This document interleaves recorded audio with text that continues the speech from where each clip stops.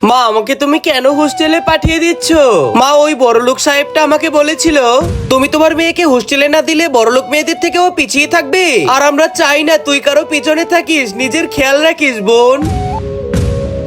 এখানে তো আমার মেয়ে বাংলা মিডিয়ামে পড়তো আর ওখানে তো তোমার মেয়ে ইংরেজি মিডিয়ামে পড়ছে। May I go to lettering sir? এই যে নতুন জন কিসের লেটারিং ম্যাটারিং বলতেছো, সোজাসুজি বলে দাও তোমার পটি পেয়েছে।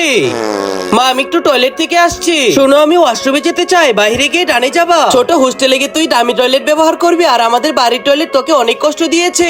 এই খোলা ময়দানে আমাকে পেশাব করতে হবে, এর থেকে ভালো তো আমাদের বাড়ির টয়লেটই ছিল।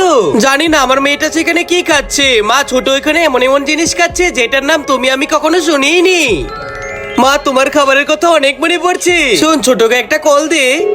তোমার বাড়ি থেকে কল এসেছে। ছোট তুই কেমন আছিস, খুশি আছিস তো? হ্যাঁ মা আমি অনেক ভালো আছি, এখানে তোমার থেকে অনেক বেশি আদর পাই। এই আমার থেকে দূরে দূরে বসবি, শিক্ষক অনেক ভালো বোঝায়। যদি কিছু না বুঝো তাহলে ইউটিউব থেকে জেনে নিবে। আমি হোস্টেলে যতটা খুশি আছি যতটা খুশি আমি ঘরে হতে পারিনি। মেয়েটির মতো তোমরাও তোমাদের বাবা মাকে মিস করলে লাইক সাবস্ক্রাইব করে দাও।